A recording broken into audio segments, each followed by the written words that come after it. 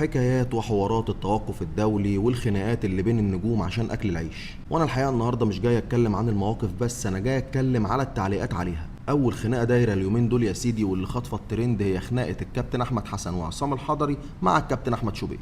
للي ما يعرفش يا سيدي، الخناقه اساسا كانت بادئه بسبب الكابتن عصام الحضري لما لقح بالكلام على الكابتن حسام حسن. يعني هو بيتمرن هو والكابتن احمد حسن، قال لك ده العميد الاصلي، فاصبح هنا في غلط من الكابتن عصام الحضري على الكابتن حسام حسن. ولكن الحقيقه ويشهد للكابتن حسام حسن انه ما ردش على الموضوع ولا جاب سيرته تماما. ولكن الغريب في الامر ان في طرف رابع طلع حشر نفسه في الموضوع وهو ملوش فيه تماما، وهو يا سيدي الكابتن احمد شوبير. الكابتن احمد شوبير طلع على قناه الاهلي اللي هي حاليا ما تعتبرش قناه الاهلي، هي تعتبر قناه اليوتيوب الخاصه بالكابتن احمد شوبير اللي بيقول عليها اللي هو عايزه. فطلع يهاجم الكابتن عصام الحضري والكابتن احمد حسن عشان خاطر الناس لقحوا بالكلام على الكابتن حسام حسن. طب تعالى نرجع بالذاكره كده ونفتكر كانت ايه العلاقه ما بين الكابتن احمد شوبير والتوأم.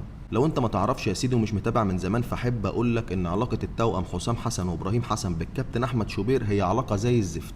وطول عمر التوأم والكابتن احمد شوبير ما بينهم مصانع الحداد، لدرجه ان الكابتن ابراهيم حسن لما كان بيطلع في اي مداخله تلفزيونيه ما كانش بيقول عليه غير خالتي بامبا، وكله موثق بالفيديوهات، روحوا اتفرجوا عليها. ولكن طبعا عشان احنا كمصريين عارفين ان المصالح بتتصالح، وبما ان الكابتن حسام حسن ضم من ضمن اختياراته الكابتن مصطفى شوبير اللي قاعد احتياطي طول الموسم اللي فات، واول 3 ماتشات لعبهم الموسم ده دخل فيه 3 اهداف، هو تسبب في هدفين منهم، فساعتها الكابتن احمد شوبير اتبسط منه قوي وبيدافع عنه.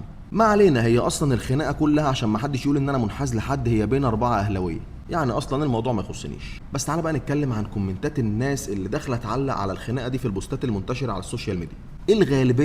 الغالبيه نازله سلخ في عصام الحضري واحمد حسن، وطبعا السلخ ده خاص بخناقه عصام الحضري واحمد حسن مع مين؟ مع الكابتن احمد شوبير. لان الصراحه الكابتن حسام حسن طلع عاقل وطلع نفسه من المشكله اساسا، خلي اللي يقول يقول. وبما ان المشكله انحصرت بين الطرفين دول اللي هم عصام الحضري واحمد حسن والكابتن احمد شوبير، فاحنا هنتكلم عن الاثنين دول. فاغلب الناس يا سيدي داخله بتقول على احمد حسن والكابتن عصام الحضري الكلمه المعتاده اللي اي حد بيلقح بيها على اي حد دلوقتي، وهي كلمه مدلس. الناس زمان يا اخي كانت بتقول يا نصاب يا حرامي يا كذاب، انما دلوقتي عشان تبان مثقف لازم تخش تقول يا مدلس. طب انا راضي ذمتك وضميرك، انت تعرف يعني ايه مدلس؟ بس ما علينا، تعال نرجع لموضوعنا. يعني انت يا كابتن يا جميل يا صاحب الكومنت شايف ان الكابتن احمد حسن والكابتن عصام الحضري مدلسين، وانا يا سيدي مش هعارضك. بس هل الكابتن احمد شوبير هو مثلا اللي سارح بسبح وسجاجيد صلاه؟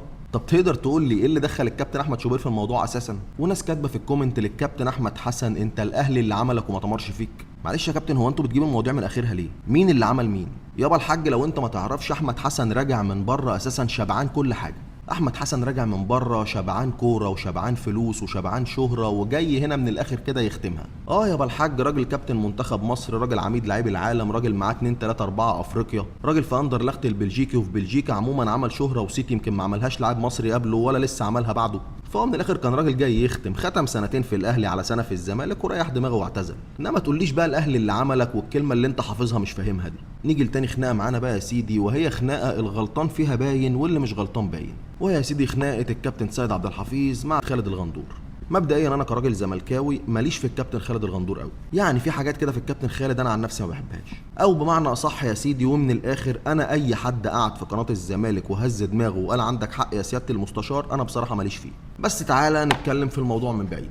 اللي حصل يا صديقي ان الكابتن سيد عبد الحفيظ كان قاعد في برنامج لا في خالد الغندور ولا مشارك في خالد الغندور، ولا خالد الغندور ليه علاقه اصلا بالبرنامج. ولكن زي ما احنا عارفين طبعا ان الكابتن سيد دمه خفيف قوي، فبيحب ايه يلقح. ما اعرفش من ساعه ما ساب منصب مدير الكوره وهو عايش فيها دور علي ربيع شويه. المهم يا سيدي الكابتن سيد عبد الحفيظ في نص الكلام كانوا بيكلموا على اخوان الفينا وبيشبهوه بخالد الغندور، فبيقول لهم بس هو دمه مش تقيل زي خالد الغندور. معلش يا كابتن سيد، حوش السكر بس اللي بيقع منك. المهم يا سيدي ان الكابتن خالد الغندور زعل من الموضوع، وهو حقه يزعل، وحتى لما طلع عمل فيديو على الموضوع مفيش كلمه في الكلام اللي قاله تقدر تطلع فيها غلطه واحده، وبرغم انه اتغلط فيه الا انه ما غلطش في الكابتن سيد.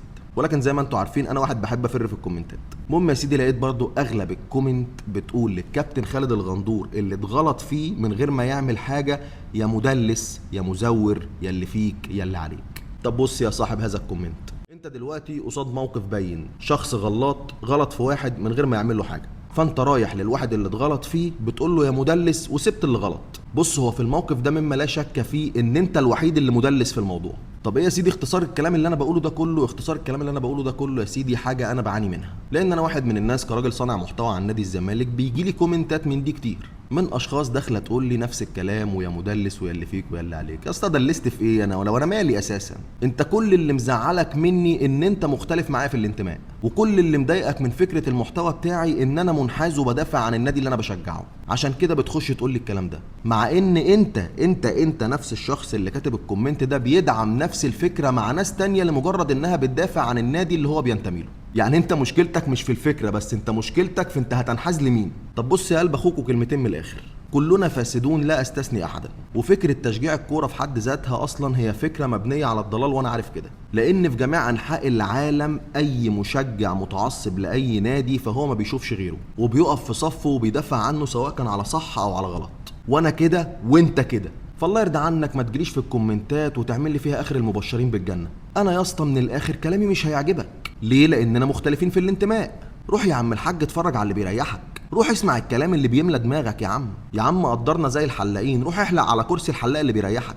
ما شاء الله التليفونات كلها دلوقتي تاتش، اما تشوف وشي في الرين يا عم يا راجل ريح نفسك واعمل لي بلوك. لو انا يعني مش جاي معاك، انما تخش لكل واحد تقول له يا مدلس يا اللي فيك ويا اللي عليك، يا اسطى والله ما فيها ملايكه، كلنا بنيلين بنيله وانت اولنا. بالاخص ان الكوره يعني مش مستدعيه ان انت تعمل في مخك كل ده، في الاول وفي الاخر هي صناعه اتعملت للترفيه مش عشان توجع دماغك. روح يا قلب اخوك دور على الحاجه اللي بتملى دماغك واتفرج عليها. اتمنى اللي وصل له الفيديو ده يكون فهم، سواء اهلاوي او زملكاوي او اسماعيلاوي او بيشجع المصري او بيشجع الاتحاد، شجع فريقك واسمع اللي بتحبهم وما توجعش دماغنا.